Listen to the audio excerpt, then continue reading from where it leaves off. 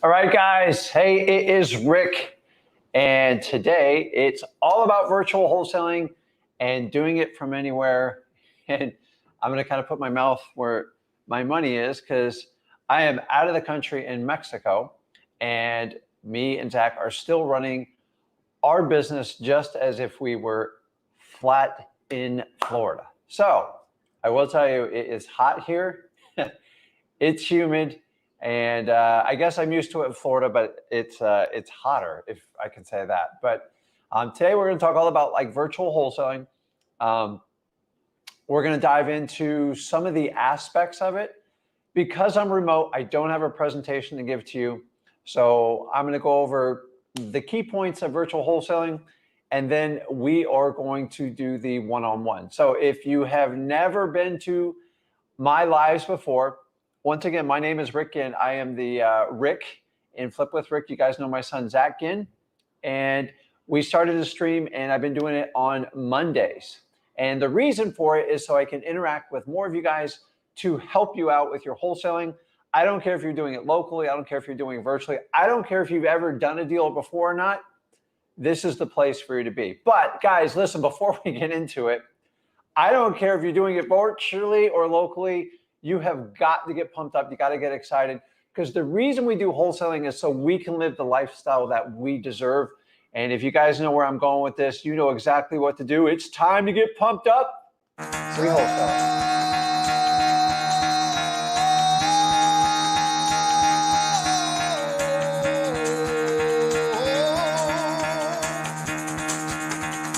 Get the fuck out of bed, bitch. Go.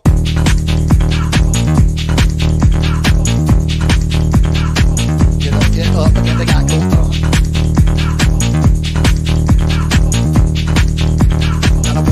Time to wake up, bitch, get up. Get up, get up.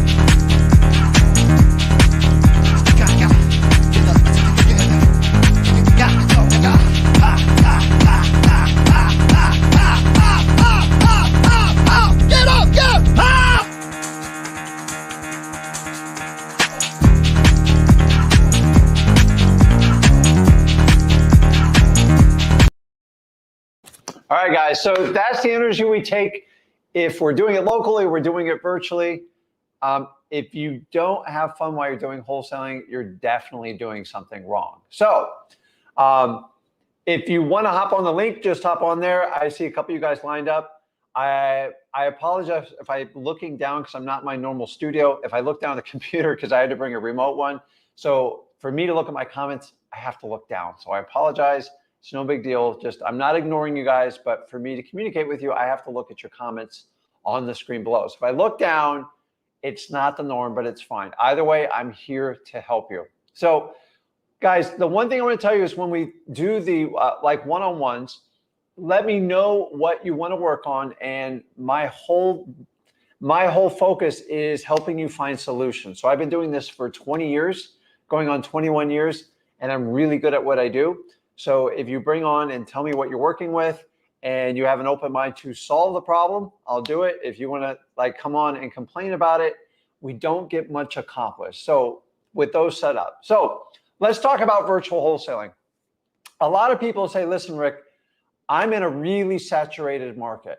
And I'm here to tell you that's not the tone you want to start out with. So I always strongly recommend, I don't care if you live in LA, New York City, Miami, Florida, Atlanta, Georgia, you pick the city, it doesn't matter, is the longer you've lived there, the more you know about that local market.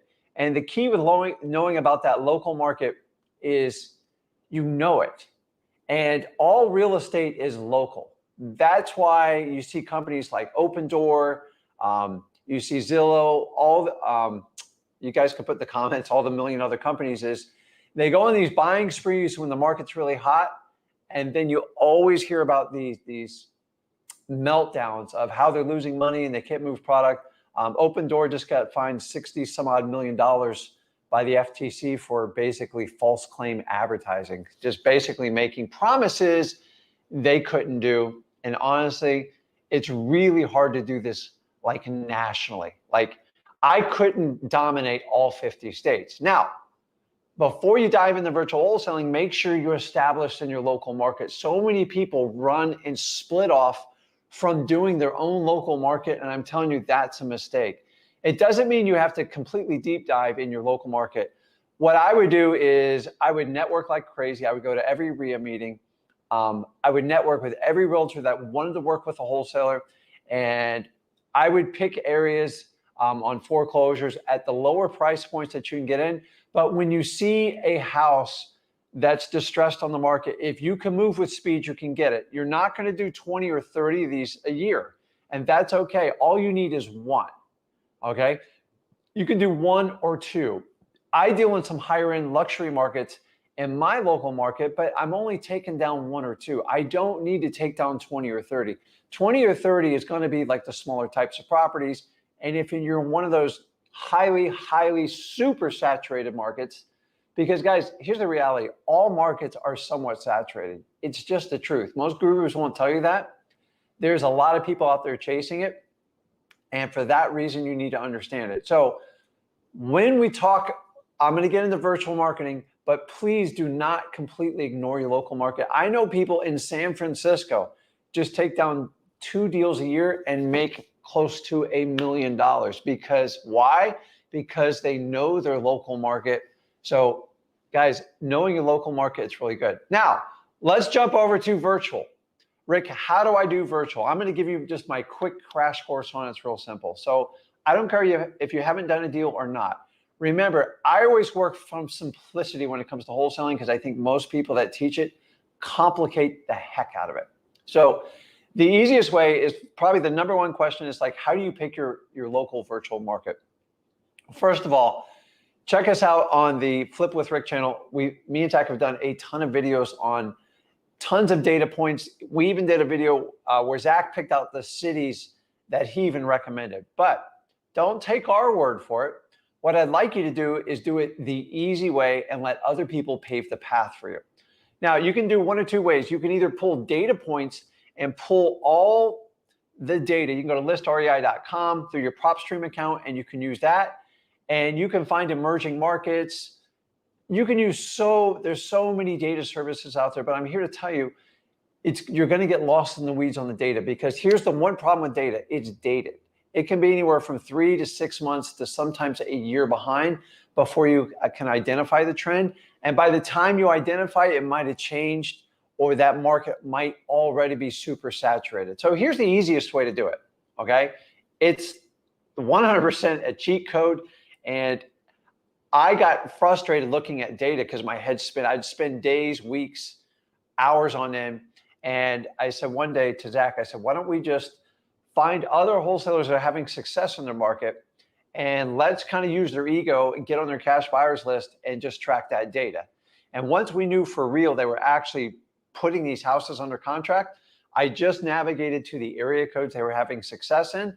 And then to validate it, I would go then take that market and then I could go on the listrei.com and then I could verify some of the data. If not, if you're not comfortable with those data points, add another wholesaler because wherever there's one wholesaler having success, I guarantee you there's 9 or 10 more having it. Go to Port St. Lucie because that's what everybody does like with me. So I just reverse engineer what everybody does to me in my own business because that's what people do. And honest, it's 100% legal, it's ethical. And if you're going to brag about your deals and you're not going to vet your cash buyers, then go ahead and access this information. Guys, by doing that, you can find where the success already is. And here's the key point is people having success now. So if someone's selling a property, meaning they're trying to sell their contract out on Facebook, Craigslist, or whatever it is, then that means they're doing it right now. If you wait for that data to hit PropStream or batch or anything else, you're looking at 3, maybe 5 or 6 months before that data registers. Sometimes it's quicker. Remember, I'm not running a software company. I've done an entire video on why I don't do that and why no investor really should. You have to focus on wholesaling. So by doing that, then you identify your market. Once you pick your market, test it like crazy. Meaning, don't go spend a ton of money in there. Do a small batch of cold calling, a small batch of SMS, and if you're a direct mail, it would be a small batch, and test it. and see what your response rate is. See what type of lead you're getting. See if the price points make sense. And then from there, you can locate your cash buyers just as well. You can test them as well. And then you can make a decision.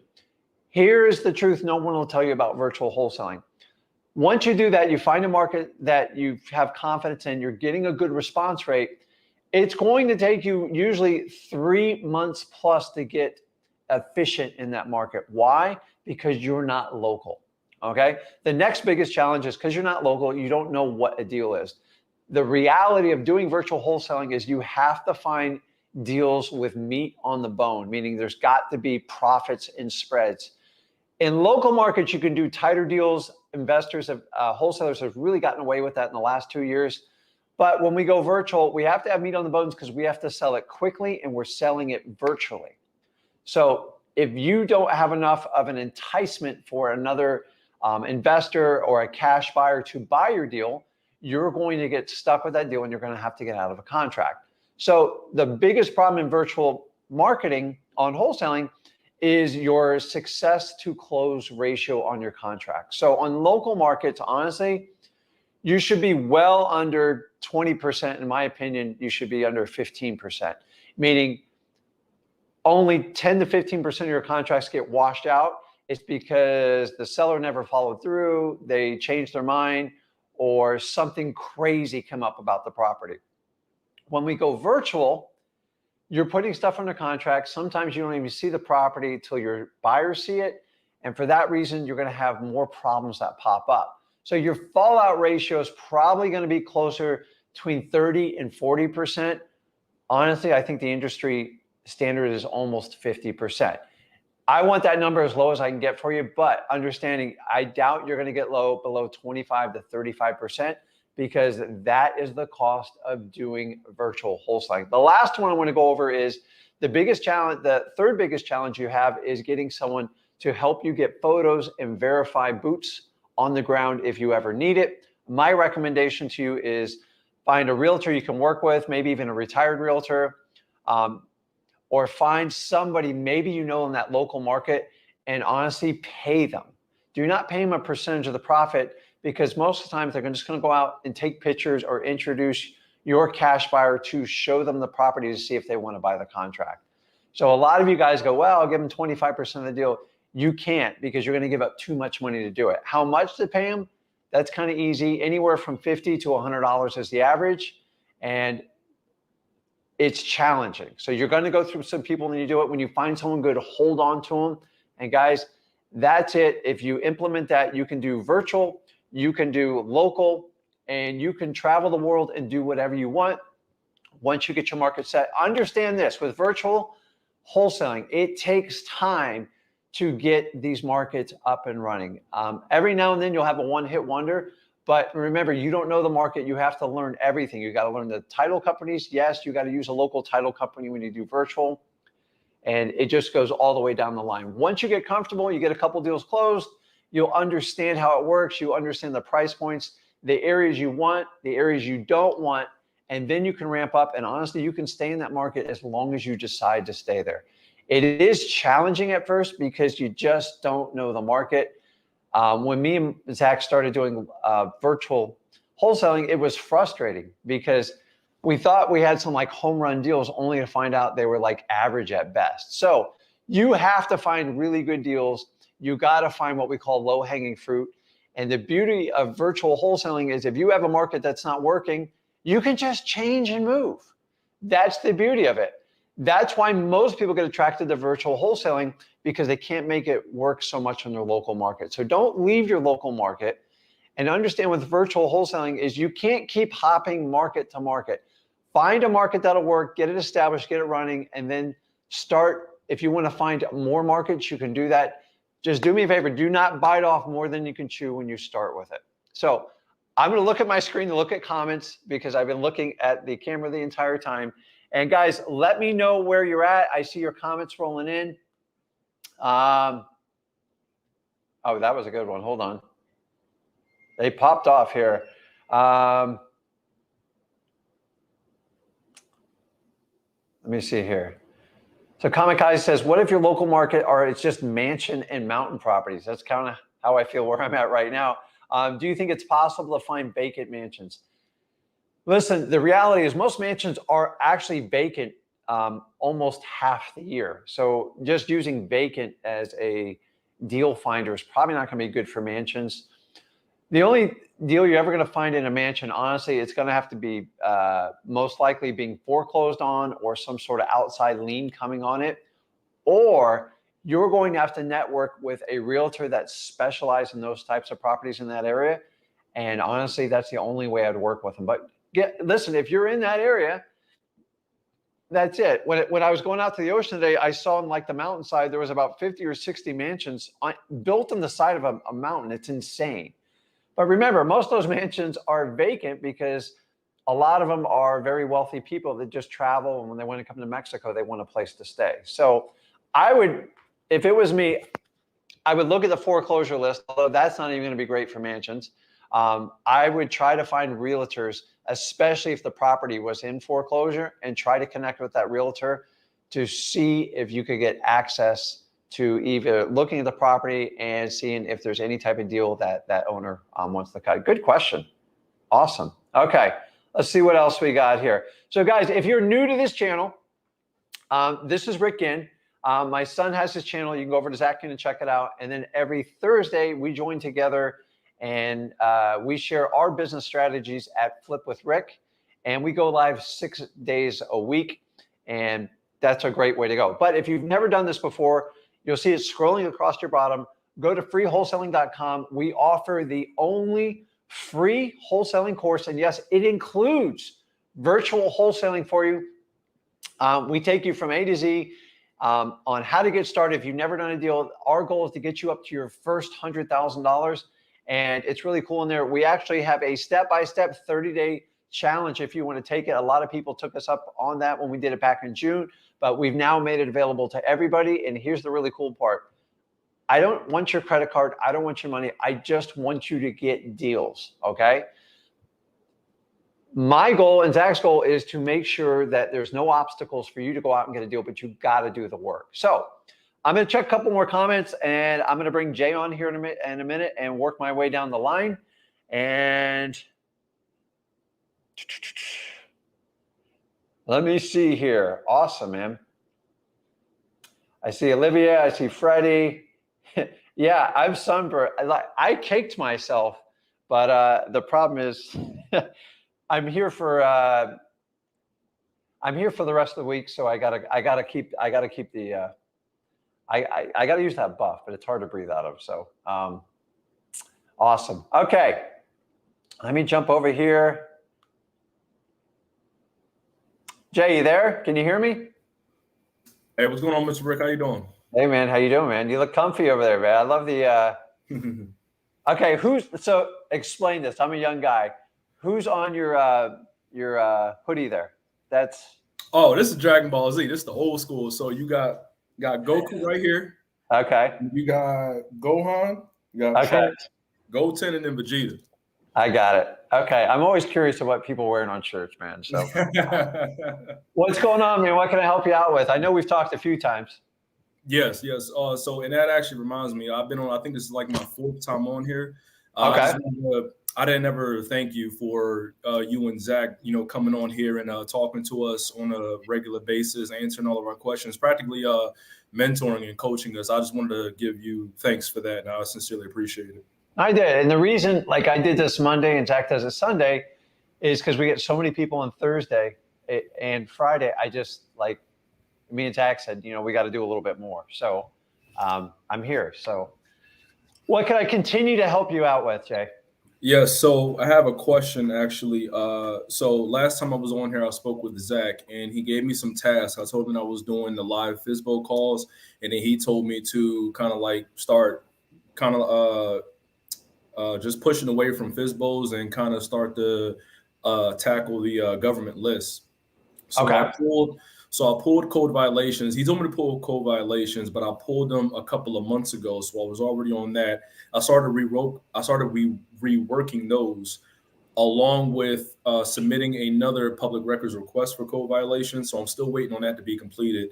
Okay. Just today, I was out doing reverse driving for dollars. So I went to Office Max, got some sticky notes, put them on the doors and everything like that. So I was doing that for about 4 hours today. So Jay, before you do that, can you tell everybody why you're on here? Because honestly, like a lot of people like, what the heck is sticky notes? How did you go to Office Depot and do it? Because I'm curious how you do that from the Office Depot standpoint. So I went to Office Max, the store, Okay. to buy sticky notes. Okay. And Yeah, how big of a stack did you get? it was just like a little like you can it's like hundreds of sticky notes. So I'm good Okay. with just a little small pack. And I was just writing down, are you interested in your property fast for cash? Give me a call, or have a question about your property. Give me a call, and I'll stick it on the door and keep on driving. I tagged sticky notes for the properties that I had on my list, along with because I got it like right here, a list of all the addresses that I have, and I also tagged other properties that weren't on my list, things that look good for driving for dollars. Anyway, I tried to get the water shutoff list for my current market, Clarksville, Tennessee, but I was meeting some resistance with that. Pretty much that it was like private information, and I tried to use the FOIA Act response, and then they was like, I kind of stumped them a little bit with that, but I still didn't get to where I needed to be. So how can I get the water shutoff list? So water shutoff list is a tricky one. It's not a guarantee in every market. The basic fundamental requirement to get access to that list is it has to be a public utility, meaning it can't be private. If it's a private company, the FOIA doesn't work because they're not oversaw by that. So unfortunately, I don't know what the percentage is across the country, but like in Florida, it's like all over the board. It just depends on what city I show up. So in like the 7 cities I deal with, it's like 50-50 at best. So I don't know what the numbers are across the country, but so you guys know, if it's a private utility, meaning it's like for profit and it's not run by some sort of government entity, either the city, county, state, federal doesn't win the water. They don't really have to do anything for you. They don't care. If it's public, then the deemed public, just like probate records, code violations, you're legally entitled to them. The question is, how do you get that information with the least amount of resistance? And that's the challenge. So anything that's public, you should have some sort of access. There's been a big movement over the last probably 3 or 4 years. I'm sure me and Zach haven't helped, but we're trying to help you guys out. And they're trying to make it a little bit more difficult to get this information. So with the public, with the water shut off, you're at par on course for that one. So if it's a public one, then you can go through the steps to get it. But if it's private, you have to, whatever they say, you have to kind of comply with, because they don't need it. Think about this: a private corporation's not going to share a list of like. So if I was selling like a domain service, and everybody would cancel, go, hey, listen, on GoDaddy, I need a list of all your names that are canceled. They're going to like, see you later. Or if it's a public entity, they kind of have to go through protocols because they are funded by tax-based revenue. And it still doesn't mean they're going to comply, Jay. I'm like, I have difficulties all the time. So especially when we go to virtual markets, we're really happy if we can get that list, but it's really hit or miss. So guys, it's really like 50-50 on that list. So find out if it's public, and then you can attack it. I have 3 cities I work in. It's completely private, and I have no shot at getting it. And then I have 3 others. And then 2 of them are still very difficult to get. Real nightmare. Right. Yeah, I tried to once I was kind of hit a wall with the whole water shut off thing, I tried to go to PropStream and see if I could pull utility liens in Clarksville, but it was like no matching results. And I filtered it the same way that I watched on Zach's video when he posted how to pull the water shut off as well. So that's the challenge. Is great as our country is, over 3,500 counties, it's amazing how they all work independently and no one has the same way they run stuff. So for that reason alone, Jay, you're demonstrating why all real estate is localized. There's no one dominant player that can come over and take over every county in every state. It's never going to happen. But that uniqueness, once you figure it out and you crack the code, will give you somewhat of a competitive advantage once you crack it. Guys, remember, the more time it takes to do something, if you get it, that means it's going to be that much harder for everyone behind you getting it. Okay. And one of my other questions is this about what you were explaining virtual wholesaling. I had a question. So Okay. this is kind of like a 2-3 part question. So if I'm virtually wholesaling, right? Let's say I'm in Tennessee and I'm looking at a property in Colorado, and let's say it's a probate, and the heir is in California. I'm calling about a property in Colorado, and I have a Okay. cash buyer who's in Utah, and he also invests in Colorado as well. So with all three parties being virtual, how does that work with the title company? It's easy. It's not even an issue. So to give you an example, I bought a commercial property on Friday. It took 3 months to buy because I actually had people outside the country. I actually had somebody in Mexico. The lawyer was in New York.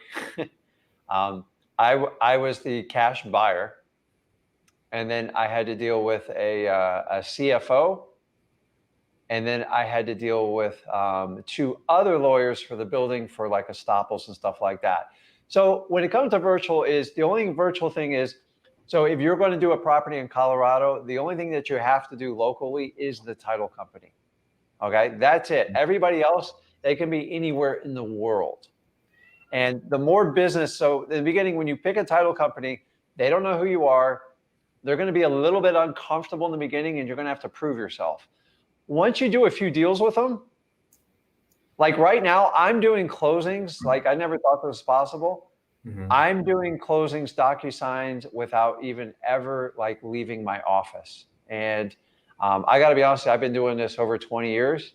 And most of the title companies, until I did at least 100+ deals, wouldn't even let me do like mobile notaries. So we've gone from physical closings to mobile notaries. A mobile notary is when you just send somebody out. And normally, so if you started in Colorado, you got a deal just like you said, Jay. The first thing they're going to do is probably ask, he goes, we're going to send a mobile notary. The mobile notary's job is to verify your cash buyer, or in the event when you put it under contract, when you go to sell it, that whoever is buying it, they verify their ID, they write it down, they notarize it, and then they're going to notarize the deed for the person selling the property. So a notary 9 times out of 10 takes care of that. Guys, a notary typically adds between $50 and $100 to a HUD. Who pays for that, Jay? The buyer. Yeah, so don't worry about it, okay? Then once you get really comfortable, you ask your title company, can we just do DocuSign going forward? You guys know who I am. But the problem is you're always going to have a new seller and they don't know who the seller is. So it takes a lot of convincing with the title company and you have to earn their trust. But like right now, I just did one. I didn't know the seller at all. And the seller was actually in another country and they let me do a DocuSign. I was actually a little bit nervous about it because I just wanted to make sure the deal went through. So it always going to reside with your local title company and they will handle what they need to do and let them dictate if they're going to do a mobile notary or like a DocuSign. And guys, don't confuse it. DocuSign you can use to sign a contract, but when it goes to the final sale and they produce a HUD statement, the deed typically in most states, stuff has to be notarized. So even if you have a state that you don't have to have an attorney close it. So that's it. And then you just see what your title company will tolerate going forward. Okay. And the reason why I asked that is because I was wondering that could that also work if the seller is local? Because I know that there's been because I'm in a wholesaling house for real group, and I see a lot of people post and talk about how they'll have the purchase and sale agreement signed off. They'll have the assignment signed off. Everything's at the title. They're just waiting to close, and all of a sudden the seller ghosts them. Does the seller have to physically show up to the title company if they're local in order for the deal to close, or can that also be done electronically? Once again, it's up to your title company. It's not up to you and me. Some title companies are really loose and some are super strict.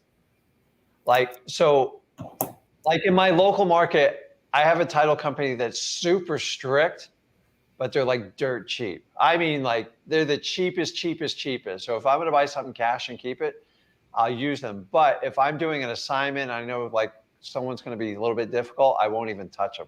And so honestly, everything's in the title company's hands. So that's why me and Zach spend so much time telling you just to choose the right title company, because if they're difficult up front, when you get a buyer and a seller in front of you. Now, I will tell you this, the other thing with title companies to understand is when the seller starts ghosting you and stuff like that, you want your title company to call you. You go, listen, I've sent like 8 emails. I've done 10 phone calls. This guy's like disappeared. Don't let them wait till like 3 days before the closing. You want to know like right away. But remember, it's your job to get them to sign documents and stuff. I never rely on the title company. Sometimes sellers are really good, but a lot of times some of them are really bad, and you got to go out of your way because title companies get busy.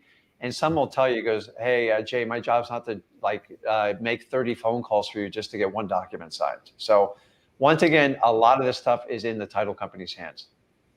Okay. So all right. Choose your title company wisely. And guys, when you do virtual, you have to pick a title company in that state. There's no way around it. I've tried it. Trust me, it doesn't work. Every state's different on their laws and accordance. Do you need a lawyer? Do you not need a lawyer? All that fun stuff. So always that is the one thing that has to be within that state. And honestly, it's preferable they're in the county you do business with. Now, if you're doing counties, and if you got 4 or 5 counties in a spread out area, then they will do that. But like California, sometimes if you're in San Diego and you're doing a deal like in Northern California, I'd probably use 2 different title companies. Okay, gotcha. And one last question, I want to get somebody else on here. I don't want to hog up too much. I actually stumbled across this by accident while I was trying to pull the code violations. I didn't remember the website from the last time I pulled it, and I ended up somewhere else, and I thought I was asking for code violations. She got back to me and said, "Oh, we don't have those kind of records." So I called her back. I said, "Well, what's going on? Like, what kind of records do you have?" She says, "Oh, we only handle." She says like they're like the HR department for the city of Clarksville. She said that they only handle separation of state employees, and I'm like, separation. So I'm like, you have records of people that like lost their jobs, and she was like, lost their jobs, separated, terminated, what have you. And then I was like, can I get access to that list? Because I figured that might be a good list to go after too. People that like just lost their jobs. Yeah. Jobs. How do you feel about that? Yeah, I mean, I will tell you the biggest motivating factor for somebody changing their housing status is employment, period. That's how they get the mortgage. And the reality of most mortgages, if someone loses their job, they're 3 to 6 months away from foreclosure. Gotcha. So any list you can get, and by the way, outside of like code violations and foreclosures, those are the original core government lists that I started with. Everything since then is stuff that I've discovered, Zach's discovered, and we keep adding to the list. Like water utilities has only recently popped up really in the last 4 or 5 years.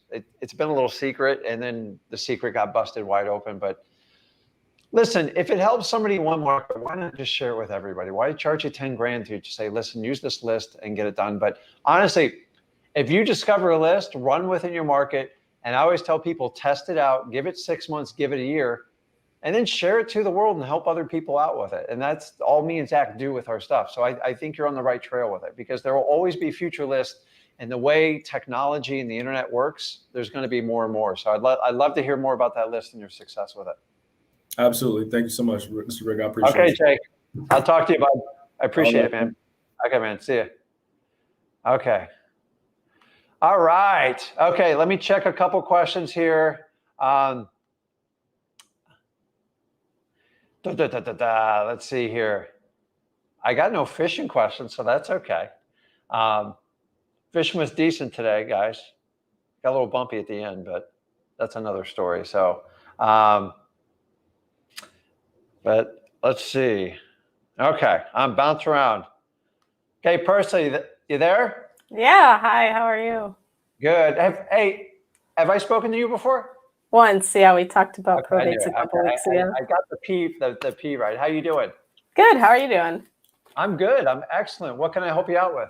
Yeah, I've got some follow-up from my last time around. Okay.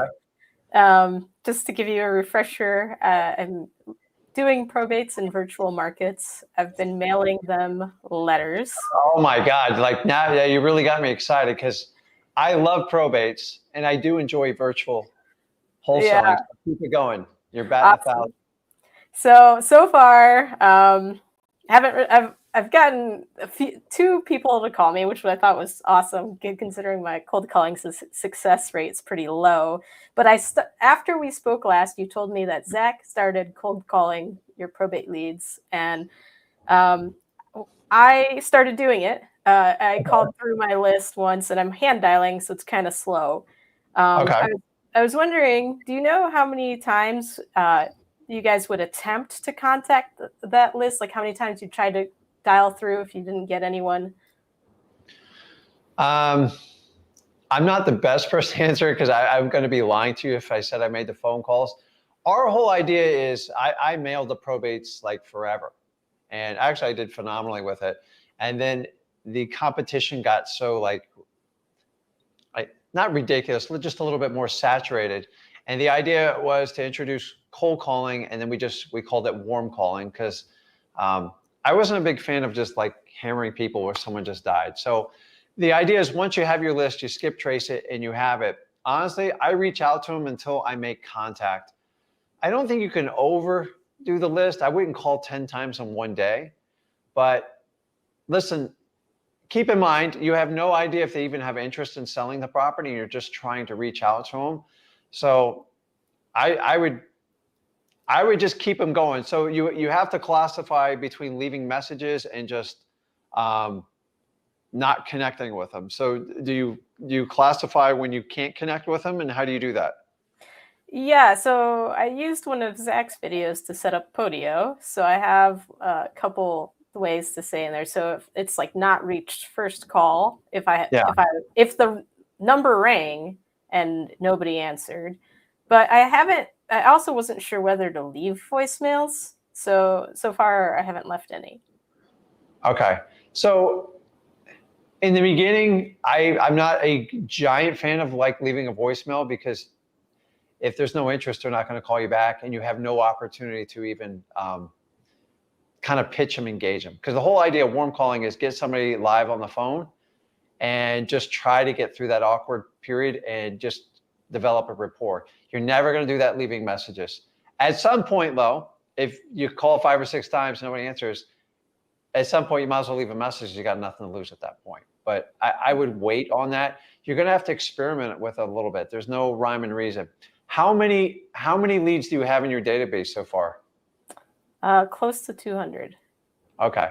So the idea is you build it up, you pile those numbers up, and you'll get to a point when you get like over, say, 1,000 or 1,500, you're going to have some rules because you only have so much time in the day.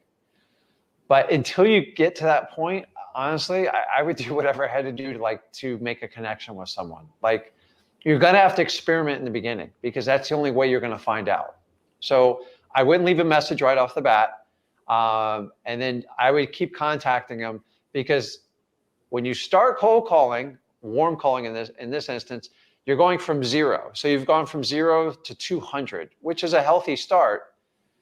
But honestly, if you cold called every day and you break those numbers down, because you can't call everybody every day.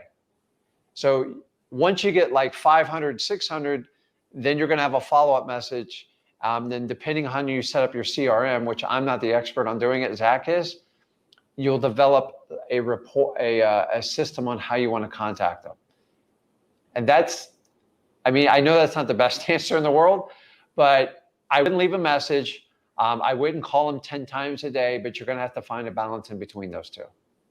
Okay. And because then once you get like a couple thousand, you're going to have to establish rules and use it in your CRM. And I think that's what Zach was training. Otherwise, you'll drive yourself completely insane. yeah. I don't want you doing that. But Awesome. the reality is you're really looking kind of for low-hanging fruit, and you just got to work through it. So 200 numbers is a manageable amount of numbers. It's not too bad.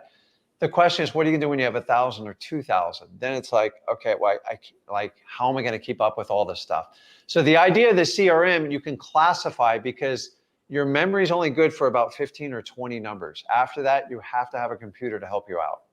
Or like an old, I used to the old like file thing. I used to like move them over and back and forth, but things were simpler when I started out. So I have a couple other questions on that. okay. Yesterday, Zach published a video on some numbers, and he said it takes 750 probates to get to one deal. Is that 750 people that I need to talk to? Well, let me rephrase your question. That's not the best question to ask, Versa, because there's not. If you set in your mind, go, okay, well, if I get 750 contacts, just say it's contacts, okay, and if I don't get a probate in that 750, what are you going to do? Keep going. Okay, so get rid. Like the problem is, I've seen people make 5 phone calls and get a probate deal. I've seen someone make 5,000 and not get a deal. So there's so many variables in between.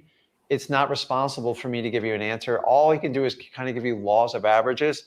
The reality is, in my opinion, after 750 to 1,000, you'll figure out what works and you'll figure out what doesn't work, and you'll be that much more proficient. So part of wholesaling and virtual wholesaling is actually going through the journey and figuring it out. Why does one person put out 10 bandit signs to get one deal and the other person puts out 500 and they don't get a deal? What was your message? What market you in? What did you answer your phones live? Did you do anything like that?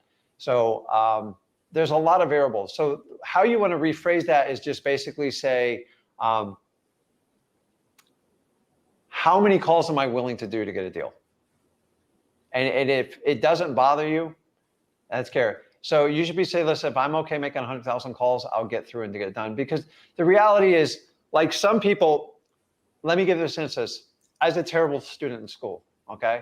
I was the guy who had to study I was a procrastinator too, but I'd have to study like 10, 12 hours before the exam just to refresh my brain, just the way I really think. And then other people would study like 10 minutes and they would ace the exam and I would get a C-. And then my teachers and professors would say, you just need to put in more time. I go, well, I put in more time and I'm not getting the result. And what happens is they would say, well, if you just study like a week before, you wouldn't have to do that. And I just couldn't wrap my head around it and I couldn't get it done. Me putting in more time actually usually made things worse if I didn't understand, especially in like math. So I was a terrible math student. So that is the problem with like doing it that way. And I just want you to understand, anything you want to get done in life, you can get done. The question is how much time you want to get done. If you want to be you ever play any musical instruments? Not well, but I've tried. Yeah. Okay. So I played a musical instrument when I was like much younger. And if I told you how much time I had to put into it, like you guys wouldn't even believe me. And I didn't even think I was that good. But people like, man, you were like really good. I just didn't like doing it. Like it wasn't my passion. It was somebody else. It was one of my parents' passion. And I kind of let it go when I got older. But like, if you wanted to pick up the guitar right now, like it's like a foreign object. That's what you're dealing with. Pick up a guitar right now and play like Hotel California. Tell me how it's going to go. It's going to go terrible. Yeah. And that's what you're doing now. And so many people think like, oh, I can just simply watch this guy's video and do it. I'm here to tell you the truth of it. It is work. It is tough. But if you put it in, the reality of to learn any musical instrument, especially the guitar, it's thousands of hours sitting by yourself figuring the dang thing out. And I love a guitar. I want to do it. I don't want to do it because it's just too much work. I think it's really cool when people can play musical instruments, but nobody sees the journey they went through. Everybody hears a story about Michael Jordan. Look, took 100,000 shots. And Michael Jordan said, how many shots are you willing to take to be a champion? He's like, whatever it takes, I don't care. And that's what I'm trying to get you to that point. So you're on the right path the way you're doing it. Just do not have a limiting belief on. Zach's just trying to give you some guidance on numbers, and you can use those as references. But once again, he's not in your local market. I'm not in your local market. How it works in my market and your market, there's slight variations on everything. So it works. You just got to keep going. You're on the right path. And I commend you because you have the guts to do the warm calling on the probates. But the good news, when you get them, they're going to be healthy. Probates are so profitable when you get them. Yeah, and I appreciate that, and I've heard you say that before, and I still, like I said, I want to keep going. There's so many gurus out here telling you, like, even though I'm in Mexico flipping properties, I got over 20 years into it, Lo. I didn't start out this. My first 2 years, I was sitting at my desk, like, just not my desk, my home, my bedroom, just busting my butt off trying to find deals. I knocked on thousands of doors to get deals in the beginning. I got spit on, I got cussed at, I got chased by dogs, Rottweilers in particular. I didn't like it, but I knew I had no experience in what I was doing. I just needed to find someone that needed to sell a house at a discount. So I went after the foreclosure market. It was terrible. Like, I don't even recommend it to people anymore. That's why we do reverse driving for dollars, because I don't want you to have to try to outrun a dog because you won't win.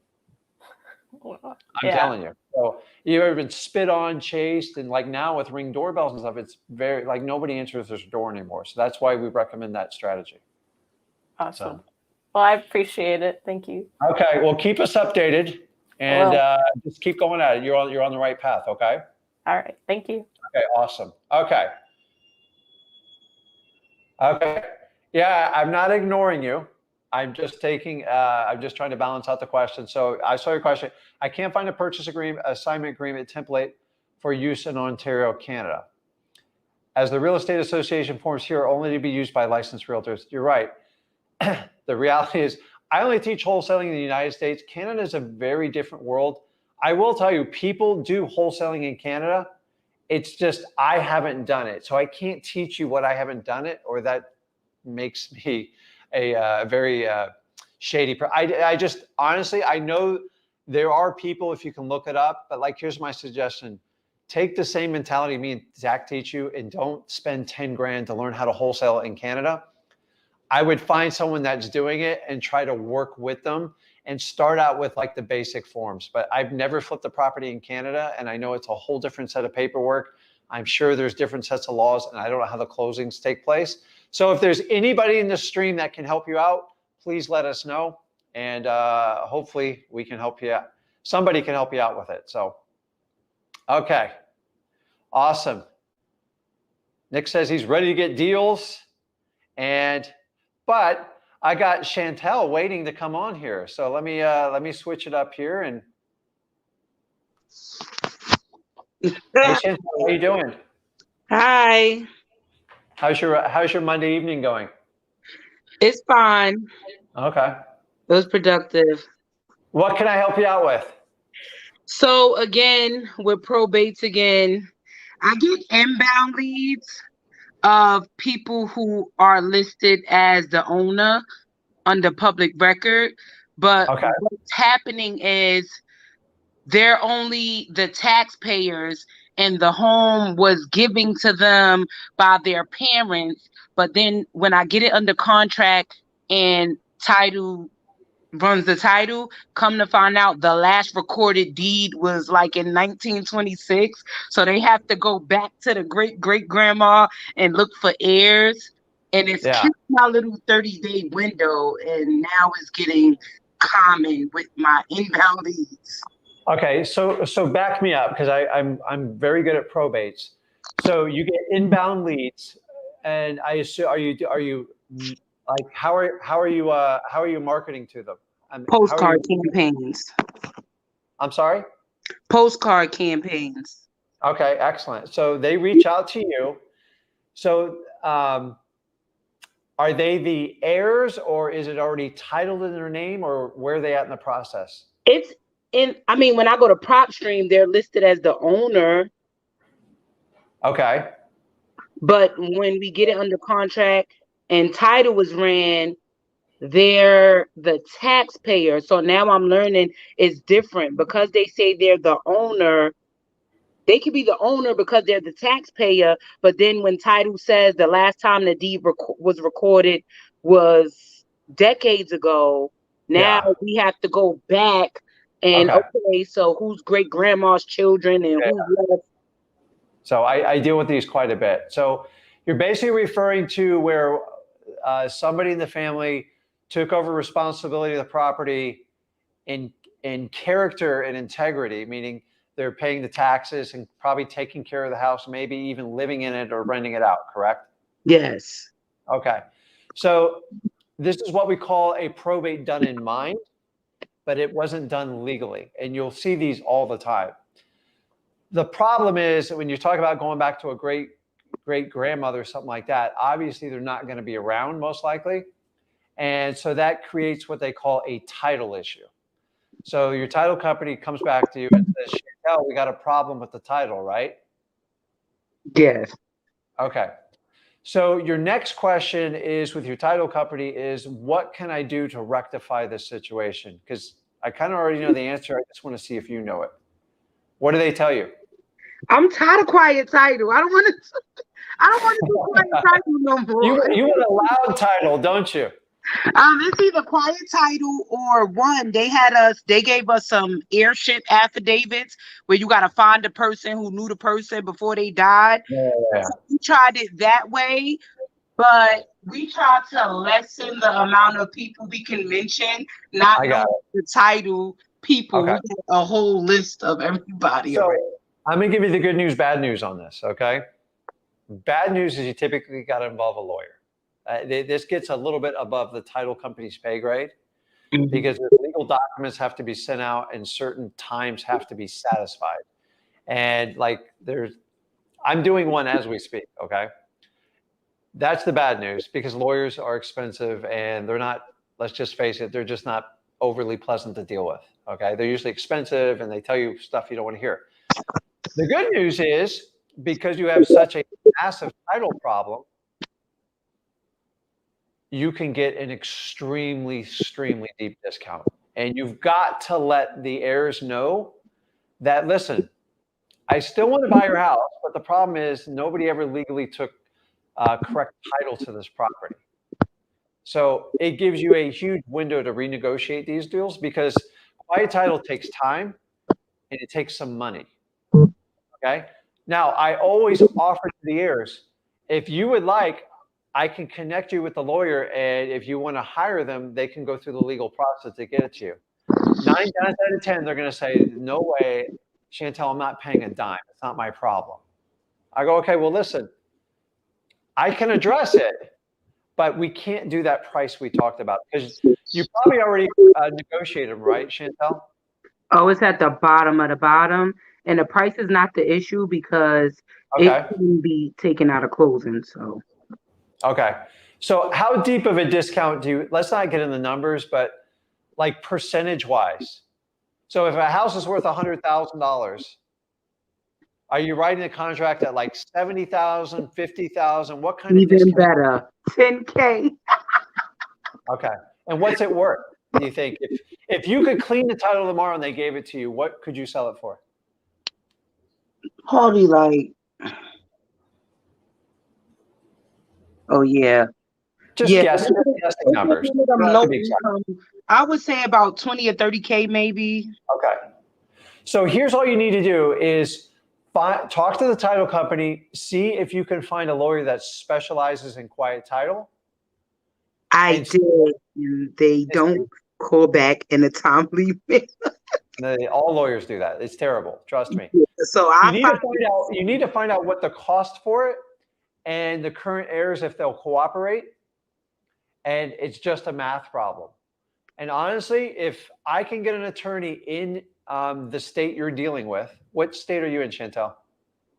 Well, that one was in Alabama. Okay. If you can find it. So in this instance, say a lawyer is going to charge me $2,000 or $3,000 to do the quiet title. The only time quiet title is a problem is when someone comes to court to fight it. Then it's a nightmare because it's not quiet title. It's what we call loud title. And you got to keep fighting it. What I do is I get all the information. I find a lawyer that will work with me on it. I try to do somewhat on you can even try a little bit of a contingency basis. And the reason you do that, because if you do a contingency basis, you might be able to give the lawyer $500 or $600. It's usually between $500 and $1,000 in court fees. So someone's going to have to come up with that money because no lawyer's ever going to pull that out of their pocket and go, listen, if it's successful, I'll have all your fees paid at the closing. And then they usually charge a little bit more to make up for it. So if he had a $1,500 fee, I'd give him $2,500. And I did this. I had to go through a lot of lawyers to do that. That's one way you can do it. The second way you can do it is if you want to pair up with an investor that will deal with the quiet title issue. The problem is they have to take risk to clarify the title. And it might take, I've done quiet title as little as 90 to 120 days. That's like super fast. And then I've seen it take a year or two. And that's the problem with everyone. You have to attack it one or two ways. There's no way around it. The third way, you want the third way? Okay, is if the property is in decent shape and we're talking about low numbers, you could actually, and I'm not giving you legal advice, Chantel, I'm just giving you options, okay? So I'm not a lawyer, so you have to verify this, is I've done properties where you can take, you can either A, option the property, or B, even do like a simple quick claim property. By the way, a quick claim doesn't make it a legal deed, okay? If you quick claim the property and you took it over, meaning you pay the property taxes on it, you probably got to give the heirs a little bit of money, and say you just rented the property out for the rest of your life. Would you be okay if you didn't have clear title on it? Yeah, but what if the heirs don't even know they're heirs? Like, what if Well, listen, if they don't know by now, like how many years the person passed away on the property? Sometimes the great grandma's children don't know that they have say-so in the house. So to me, I looked at it like opening up a can of worms because they have no idea they have say-so in it. But Okay, then so I'm going to let you in on a little secret, okay? Today's technology with lawyers is out of control. The minute someone dies, these computer programs go out. I just had a probate under contract. She told me she was the only heir. We did it. We went to go to closing. 9 heirs popped out. You know how they popped out? They've got postcards from lawyers going, you might be entitled to money. oh my gosh. So I'm just telling you, lawyers know how to hunt the money down, especially when someone dies. How long ago was it that the person on the deed passed away? Your estimation? Decades ago. Like you're well past that. It's not going to be in it. I'm just telling you. So if you could give that current seller, go, listen, I'll give you $1,000 to quick claim the deed to me, and it's done. But you have no more rights to it. I'd have a lawyer draw up some documents. The title company can probably help you out with it. But understand, if you ever get challenged with the deed down the road, you could lose. But what if you rented that property out for 10 years and nobody challenged you? You know how much money you would make? Right. Yeah. So sometimes you can control property without having legal clear title to it, as long as you're morally and ethically doing it. Once again, I'm not a lawyer. I'm just giving you options. I see properties like, I know of 2 properties I dealt with. I was never, ever going to get clear title. Understanding if you ever want to sell it, you're going to have to do the exact same thing. You're not going to get big bucks for it. But how much would that property rent for, you think? Like $1,200 a month. So if you gave him $1,000, I just made you $10,000 a year off this one property. You can do that right now and still do the process. If there's no one's going to come out of the woodwork and it's just that one person, if you could work out a deal, you can do them. I've given you 3 different options. I want you to chew on it. I want you to go do some homework and report back to me on which one you chose. Okay. Listen, the beautiful thing about real estate is there's no one way to slice it up. There's options. That's more of a creative solution. And honestly, I don't want to spend with a lawyer if I don't have to do it. My only caveat is I'll do a creative solution like that if I can make money from day one and I'm not at massive risk. Okay? You're not committing fraud, and I still want you to run it by the title company and an attorney if you can do it. But you have options for this property. Don't let it go. Keep working it, okay? Right. It just goodbye to my 30-day contract. I know, but like honestly, if I get it and you made $1,200 a month, you'd be just as happy with me, because that $1,200 is going to go in your bank account and you can use that to continue with your wholesaling. I get properties all the time with like dead end leads. Like there's nothing else we can do other than just a quick You don't even have to quit claim it. You could just give her $1,000 and basically lease the property from her. Like, they're not going to care. Like, if they want to get rid of it, yeah, I can't give you 10,000 until we clear the title. Would you like to hire the lawyer to clear the title? They're going to say no. So either way, if they want to get rid of it, you can make it work. You just got to restructure how you do the deal if you're not going to go through a lawyer. Right. I'm just giving you options. Not every deal is going to be like this. Don't get frustrated, okay? Oh, they are so far. They all are like, You call me and I'll take it over. say I'll that. even work with you. How's that? Let me know. You'll do what?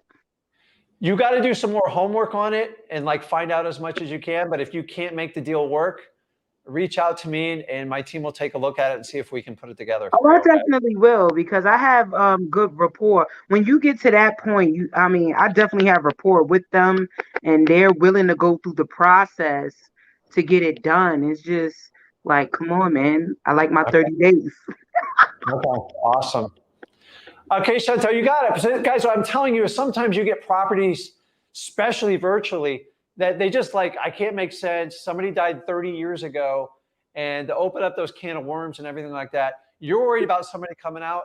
After this amount of time, they're not coming out. It's when somebody recently passes away, your first 2 to 3 years, that's your big exposure. And that's where you got to be very, very careful. After like 10 years, nobody even cares anymore. As long as the taxes get paid and someone takes care of the property, so be it. So if I'm not quiet title, because I'm confident that nobody will come out of the woodworks. It just delays the little. I'm stuck with. I'm giving you answers to the delays. There's things you can do right now. You could rent that out and still work on the quiet title and make money now while you wait. So if it takes 2 years and you pocket 20 grand on it, do you care? I wouldn't. I would do that all day long. That's true. Okay, I'm not a lawyer, so check it out with them. So go to work on it. Let me know what happens with it. Don't give it up and keep doing what you're doing. You're going out, you're finding problems, and you're trying to solve them. That's what wholesaling is all about. Yep. Okay? All right. Thank you. Okay, Chantel, we'll talk soon. Okay. Thanks for calling in. Okay, bye. Okay, guys, that is it. I will update you with the fishing report on later this week. And I will be live Thursday with me and Zach on the Flip with Rick channel. Guys, check me out on the YouTube. Make sure you hit the subscribe button. Check out my son, Zach Ginn. And I will see you later in the week. See you guys.